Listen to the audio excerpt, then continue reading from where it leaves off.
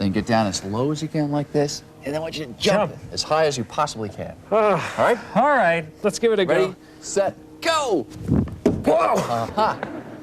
High average. Whoa.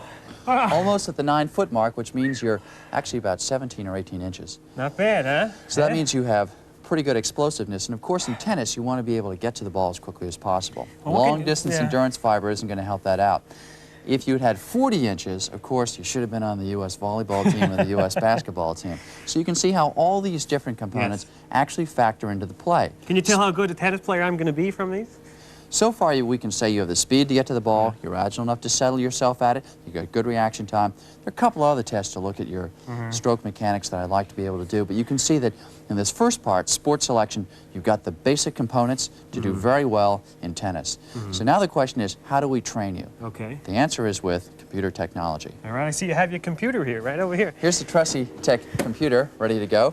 And what I'm going to do is take a different sport here, which is rowing. I'd like you to get onto the rowing machine. And what we've done previously, of course, is to mark each one of your joints with an infrared light-emitting diode. Now, what that means is we put a marker here, and here, and here, and here, and here, and the computer can look at it, and with a finer eye... That's what your TV camera is there for, to right, look at it? with a finer eye than a coach would have, these cameras can look at those points up to once every 1,000th of a second. The human eye only works at one every 25th of a second. So the camera's going to watch the points of light on my body as I move. Is that what's going to happen? That will happen. Now, a coach would be looking at your stroke length, how fast you did it, maybe some technical pointers such as how far your back goes back and forth. The computer can do the very same thing.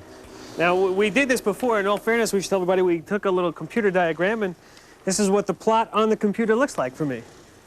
See now appearing on the screen is your back. Yes. See the angle here, which is not quite enough for rowing. You're not pulling through very much with your arm, but pretty good with your knee. So I can coach you, but also compare you to some of the very best runners in the world. So you could tell me what to do better, and I could then have my picture taken again and watch how I'm improving. Right, so this cell spot system would look at improvement, would actually train you, giving that regular kind of feedback. In tennis, of course, I could look at what kind of angle you might have, for instance, down here with your elbow or your shoulder, whether the racket was coming through at a high enough intensity. But the point is that we've been able to select the right sport, customize your training depending on the components. If you're not fast enough, improve your speed. If you're not quick enough, improve your quickness. Fascinating. And of course, just like you can work with a Ferrari with the elite class athletes, or working with a Ford with someone like you, but it means that whereas the elite class Olympic athlete has that much to go for their very best performance, anyone else has that much to go. And computers and electronics can make all that difference. Thank you very much for telling us and explaining about the science of sport, Dr. Arno. And it's great to be with a terrific tennis player. And we'll be right back in just a minute.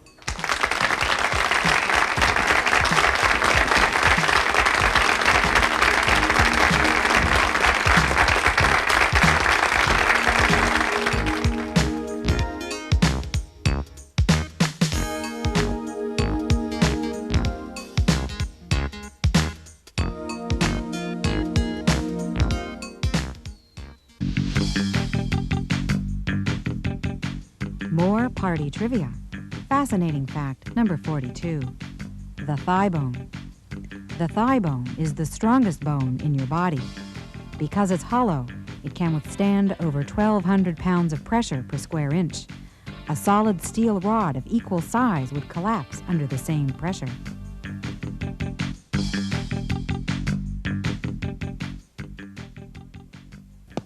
This odd-looking and strange-sounding device is a Geiger counter, a machine that pops and clicks in the presence of radioactivity. We've had quite a number of letters asking about radiation and radioactivity, and with all the talk these days about this subject, we thought it would be a good time to stop and ask the question, what is radioactivity? Where does it come from? What does it do? Here to discuss that with us is a highly charged man in his own right, Dr. Larry Rudnick, an astrophysicist from the University of Minnesota. Welcome back again, Larry. Thank you, Nice to see you. Let's get right to this question. Where are all these pops and clicks coming from? What we're actually listening to here on the Geiger counter is background radiation. And this radiation is, some of it is, about half of it is coming to us from outer space, and the other half is coming to us from the table, from the walls, from the rocks, just all around us, natural radioactivity.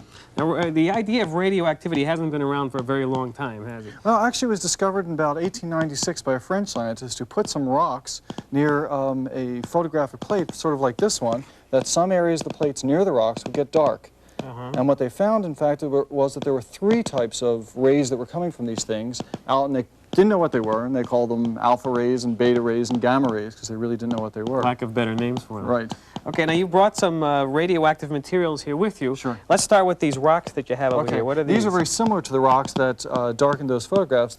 This rock is a piece of uranium oxide, uranium ore, like you would get it out of a mine, and this yellow stuff on the surface of it is uranium oxide.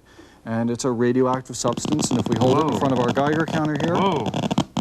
It's driving it crazy. Yeah, there's a lot of radioactive particles which are actually coming off of this piece of uranium ore. And each one of those clicks counts a particle coming off. Right, and we can either see it on the counter or hear it on the speaker. Now, it's clicking even without the rock in front of it. Now, I imagine Sure. then there's stuff all around us that is radioactive. Right, and some very everyday materials have radioactivity, and if you turn that turn this one Geiger on? counter off, we'll turn on this one.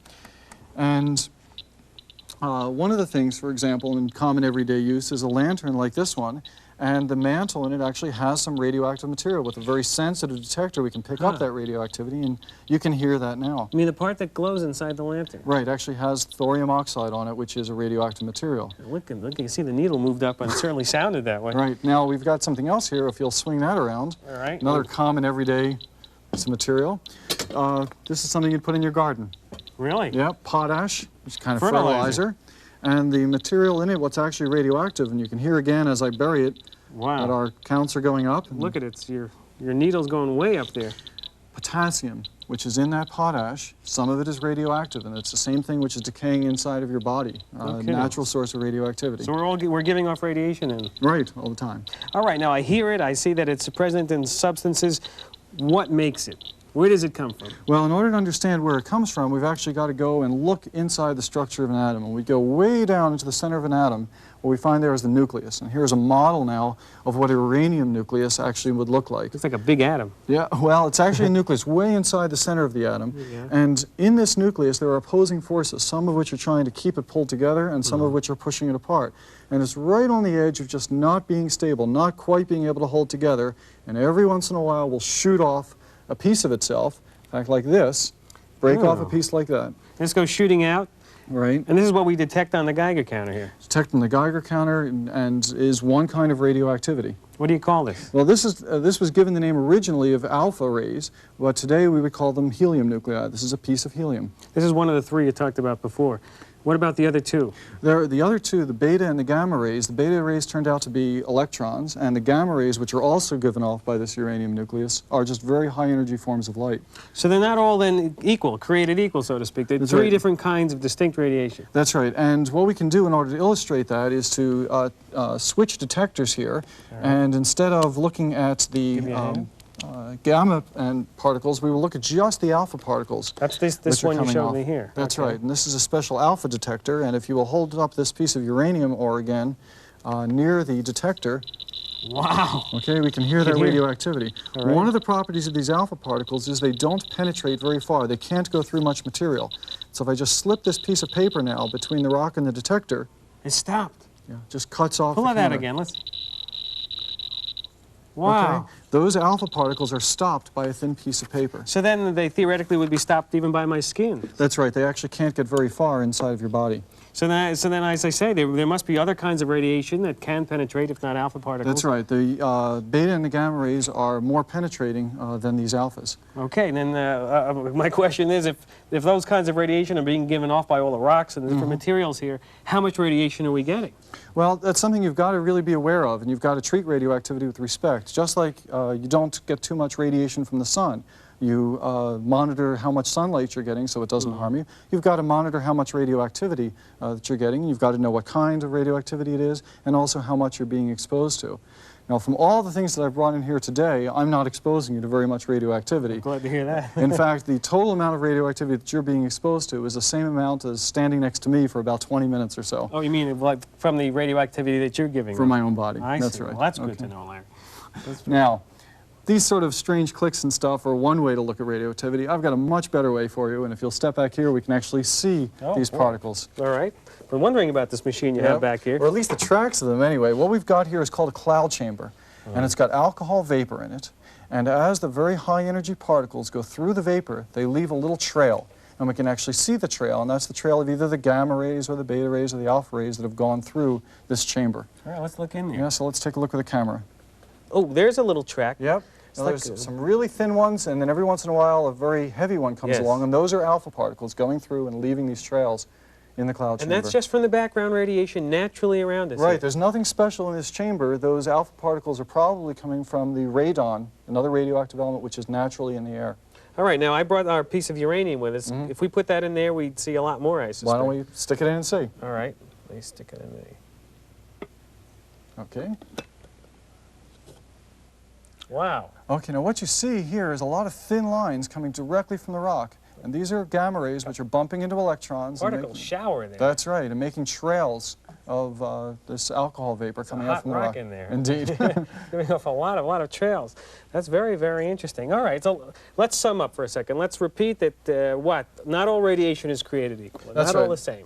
Not only do we have to worry about or be concerned with what kind of radiation we're talking about, we have to be concerned with what the level of it is if we want to be careful and make sure that we don't get exposed to too much radiation. Of course, in addition to the dangers come from it, there's a lot of very useful things that radioactivity is used for. Carbon-14 dating that you've heard of is one of those. For medical purposes, you can use it either for diagnostics, you can also use it in the treatment of cancers.